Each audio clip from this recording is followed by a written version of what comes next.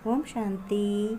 16 सितंबर 2023 के ईश्वरी धारणा वरदान स्लोगन आइए सुनते हैं। शिव बाबा ने कहा, बच्चों धारण तुम्हें क्या करना है आज?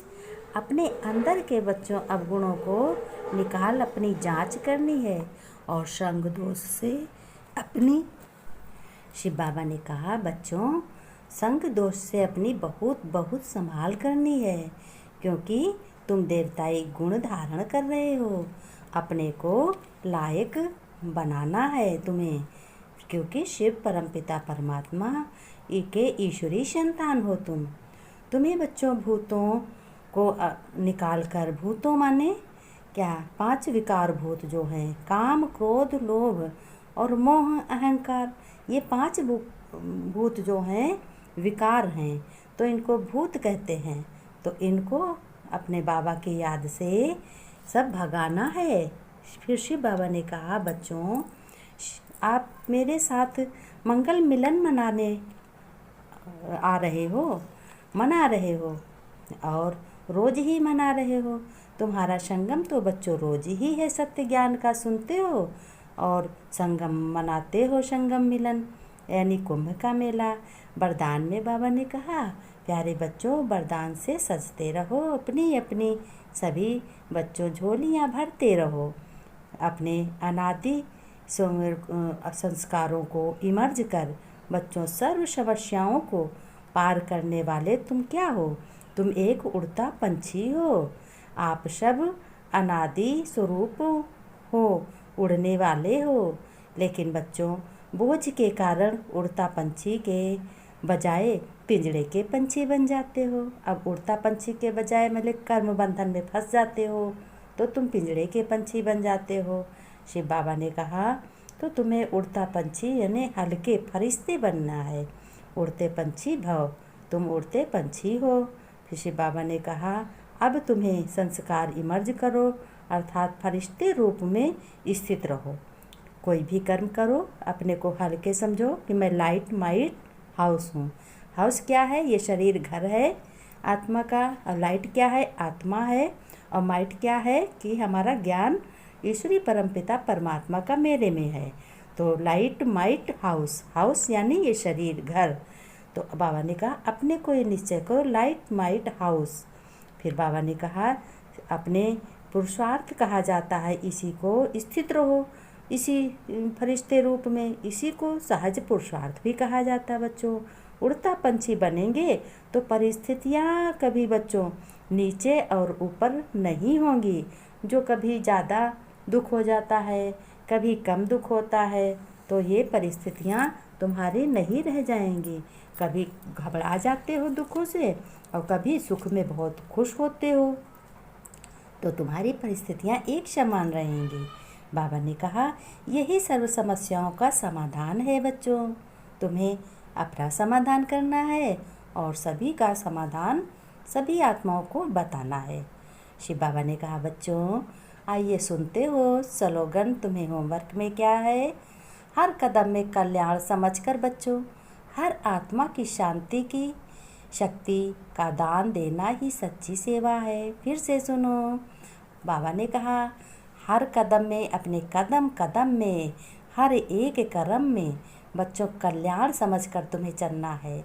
आत्मा को अपनी शांति देनी है और शक्ति भी देनी है, और दूसरों को भी शक्ति देनी है और शांति का दान भी देना है। यही बच्चों सच्ची सेवा है।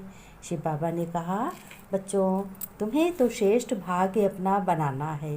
तुम हीरे तुल्य हो, तुम हीरे समान हो। बाबा ने कहा, बच्चों तुम बड़े धन्य हो, तुम बड़े धनवान हो, तुम बड़े सफलता मूर्त बच्चे हो। शिव बाबा ने कहा, कोई कोई माताएं और बहनें और भाई पूछते हैं कि बाबा हम तो घर गृहस्थ व्यवहार में बहुत ज़्यादा बंधे हैं, तो बताओ कैसे हम आपको याद करेंगे। बाबा मुझे कोई इसका रास्ता बताइए। हमें बाबा बहुत ही संकल्प चलता है कि हम भी बाबा सर्विस करें। कैसे करें सर्विस? अब बाबा मुझे बताओ, मुझे भी तो सर्विस करनी है, मुझे तो अपने राज्य की स्थापना और प्रजा बनानी है। तो शिव बाबा ने कहा, बंधेलियों को कोई चिंता ना हो, तुम बंधेलियों, माताएं, बहनों, पुरुषों, चिंता मत करो, तुम हो स्वतंत्र। बाबा ने कहा, बंधेलियाँ ही तो स्वतंत्र हैं, फिर अलबेली हो जाती हैं। बाबा ने कहा, बंधेलियाँ स्वतंत्र भी हैं और अलबेले भी हो जाती हैं, लेकिन बंधेलियाँ की लगन बहुत ज़्यादा है। अपने घर गृहस्थ परिवार में चलते हुए, सभी का पालन करते हुए, सभी को हर एक सेवा सभी की करते हुए, बेटे की अलग, पति की अलग, बेटी की अलग, बहू की अलग, पोते की अलग, इस तरीके से सब बंधलियाँ बंधी हुई हैं। तो बाबा ने निश्चय दिलाया अपनी बच्चों को कि बच्चों, माताओं, बहनों, तुम बिल्कुल स्वतंत्र हो। तुम इसकी चिंता मत करो कि सेवा नहीं कर पा रहे, कैसे सेवा करें। तो ये भी तो एक सेवा है, ये भी तो मेरी ही कृपा से सेवा तुम्हें मिली है। नाती मिले, पोते मिले, पति मिला, पूरा परिवार मिला। अब इसको तुम्हें क्या करना है, इसको श्रेष्ठ बनाना है। तो तुम कैसे बनाओ? तुम अच्छी रहती हो, तुम बहुत अपने घर में अच्छी रहती हो, अच्छे से सेवा करती हो। बाबा ने कहा, बच्चों, बहनों, इनों भाइयों, तुम अपनी याद को पावरफुल बनाओ। तुम्हें हर कर्म करते हुए तुम्हें शिव बाबा की याद, हर एक गीत को मन में गुनगुनाते रहना, बुद्धि से फरिश्ते बनना, बुद्धि से आत्मा बनना, इस तरीके से पावरफुल बनाओ। याद कम होगी, याद तो बहुत होगी। शिव बाबा ने कहा, तब देखो कितना आनंद आएगा। शिव बाबा ने कहा, बहनों, ये यथार्थ ना सोचो। शिव बाबा ने कहा, बच्चों, शिव बाबा ने कहा, माताएं, बहनें और भाई, ये बिल्कुल ना सोचे कि हम घर गृहस्थ में रहते हुए कैसे हम सेवा करें। ये गलत है कि हम सर्विस तो कर ही नहीं रहे हैं। अरे बच्चों, ये तो सर्विस बहुत बड़ी है। शिव बाबा ने कहा, याद में रहने की कमाई इतनी जमा होती है तुम लोगों की कि अपनी चलन को चेंज करो और चेंज हो जाते हो। बाबा ने कहा, स्वयं अपने में इतना परिवर्तन लाओ कि अपने को चेंज हो जाओ और दूसरा भी तुम्हारे करीब बैठे वो भी चेंज हो जाए।